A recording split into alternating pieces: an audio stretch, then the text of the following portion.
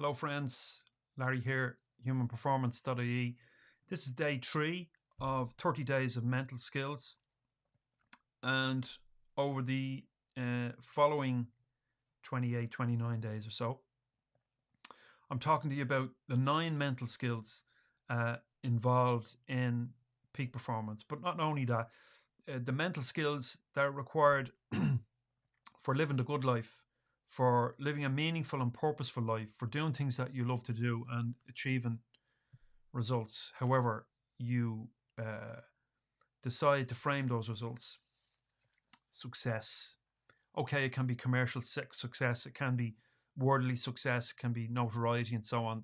Great, if that's your bag, but it doesn't have to be. It can be success in doing the small things and simply living and forming relationships with other people. That's how I would regard success. I think the money and the rewards and so forth are great, but they come as a consequence, not the other way around. I don't think they should be an aim. They can come as a consequence of living a good and meaningful life, in my view. However, if you are after money and reward and notoriety and so forth, great, that's your bag. Go for it. These skills count. So I'm talking about 9 mental skills. I'm staying with, for today and tomorrow, mindset, because it's at its core of the framework. If I can show you that framework, just bring it up on the screen here. There's the framework, mindset right in the middle. And why talk about mindset? Because it represents a particular attitude that we have to the world and ourselves and other people. It's it represents the degree to which we believe we can achieve what we want to achieve, or how we interpret events in the world. And in particular today, we'll talk to you about Locus of Control. Julian Rotter, a researcher from around the 1950s, introduced this term to psychology. He was a behaviourist, although he did also have or afford some merit to the cognitive movement, which was, although it existed at the time, it was quite small, and all that changed around the late 1950s with a rebuttal that Noam Chomsky produced to B.F. Skinner's book Variable Behaviour, or a component of his theory. B.F. Skinner was a significant figure in behaviorism, a very prominent idea that existed from the time of, let's say, Ivan Pavlov, late 19th century, early 20th century work on the behaviour of animals and so forth in the world. And by and large, the behaviourist idea was that we learn, that we become who we are by virtue of stimulus in the environment. That stimulus could be either a positive stimulus or a negative stimulus. So in other words, I burn my hand on the stove, I learn not to put my hand on the stove again, right? As far as they were concerned, there was nothing going on up here that you couldn't study it anyway, so what was the point? Now, on reflection, it might seem, it's a foundationless theory, you might say, although it still has merit. The whole idea that the environment influences our behaviour, that's not untrue, but it's not enough on its own. And Julian Rotter recognised this. He recognised that there was some cognition involved. And so, by and large, I suppose in simple terms, he suggested that, again, using this kind of idea of a continuum from weak to strong, or from internal locus of control to external locus of control, he suggested that human beings believe that things happen in the world because of all the things out there, or because of all the things in here. In other words, to what degree do I believe I have influence over my experiences? Does the world impress itself on me, or do I impress myself on the world? Who's in charge here? Who gets to say how things turn out? Is it because of me? Is it all in here? Is this where the main motive action is for the results I experience, or is it all out there? In some sense, if you hold, to a large degree, I would say, not in some sense, but the degree to which you believe that the world is in control may influence your mindset. In fact, it does. Maybe it's a component of your mindset. So where do we attribute blame? Where do we attribute the cause? Rotter suggested that those who believe the world is the cause, everything in the world is the cause, might in fact be at risk of victimhood more so than those who believe that they create their own experiences.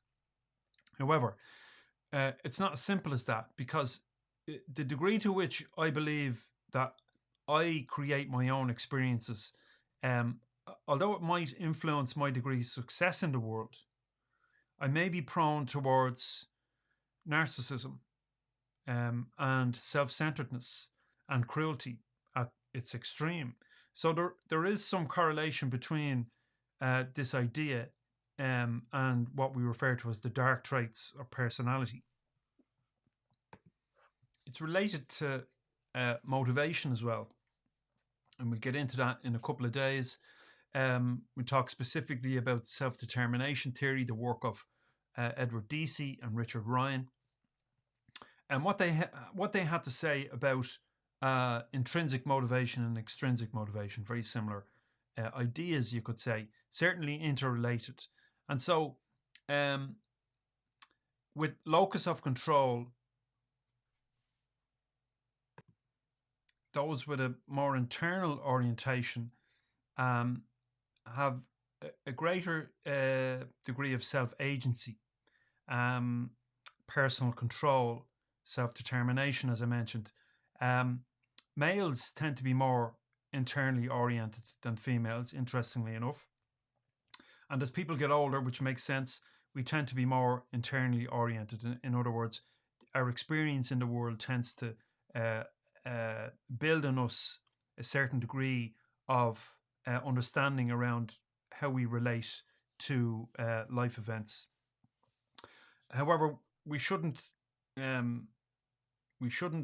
be wary of falling into a simplistic way of thinking, insofar as internally oriented is better than externally oriented, because, like I said, those who are highly internally focused might display certain narcissistic trends that could be oriented towards victimhood or self-blame, in terms of it's all my fault. All of this what's just happened, it's down to me and I did it, and so forth. When in fact, it's likely that negative events, negative experiences have to do a lot with external circumstances, as well as your decision making and your interpretation of those events. Self-efficacy, opportunity has to exist in order for those who are internally oriented to find success in the world and create the circumstances that they wish to experience. However, this idea is not enough on its own. It is related to mindset, but our degree of optimism has something to do with it too, and pessimism. Do we reflect on past experiences to too great an extent and attribute our current conditions to that? Do we imagine that we can have a better tomorrow? Are we optimistic? To what degree are we optimistic? So all of these ideas are intertwined and related. We might be forgiven for thinking that to be optimistic is a good thing, and I believe it is, but to a certain degree. To look forward and to look forward with a positive outlook is important, but we've got to have one foot rooted in the present, to be realistic in a sense, optimistic but realistic. To be overly optimistic about the future, we can sometimes ignore the signs, the signals that exist in our environment, and so we've got to be able to read the environment. Sure, be optimistic for tomorrow, next week, next year. We have to be, if we are to achieve what we want to achieve, whether it's positive relationships, whether it's money in the bank, whether it's the medal on the shelf or the trophy on the shelf. We've got to be somewhat optimistic about our ability to achieve what we want to achieve later. However, if we're overly optimistic, we fail to recognize the signals from the environment. So you can see how optimism, pessimism, locus of control, external and internal, is better seen as a way to view our relationship with the world. And it's not only about what goes on in here, it's what goes on outside also. Mindset, our attitude, is fundamental. Locus of control is a component of that. Optimism and pessimism is also a component of that. But when we're making decisions, when we're setting goals, when we are projecting ourselves into the future, having a foot in the present is important. Being able to read the environment, be able to read ourselves, and make a decision that's best for everyone. Because let's face it, we don't exist in the world in isolation. There are others who depend on us, and our actions have consequences for everyone. Especially when you're working in a team, in a team sport, or in a hospital on a clinical team, or in a business. You're trying to build a business of various components of that team. So to be completely zeroed in on what you want and have no account for others and for the environment isn't likely to give the results you want. So mindset, it's important, and it's important to consider how and where you fall in terms of optimism and pessimism, and also locus of control. Is it in here or is it out there? Maybe it's a bit of all of this. Maybe we have to find a way to integrate these ideas, and that's really what we're talking about. Okay, so moving on.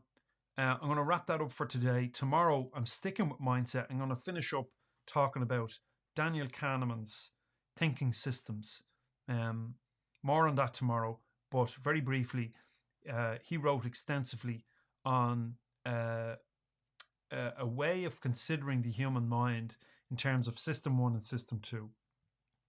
System 1 being fast and biased, System 2 being slower, more controlled, energy demanding, and so on. And understanding this concept can help us again understand ourselves and our place in the world. So stay tuned to this channel, wherever you happen to be watching this, YouTube, Substack, wherever it happens to be. And I'll get you more on that tomorrow. So in the interim, thanks for watching, and see you next time.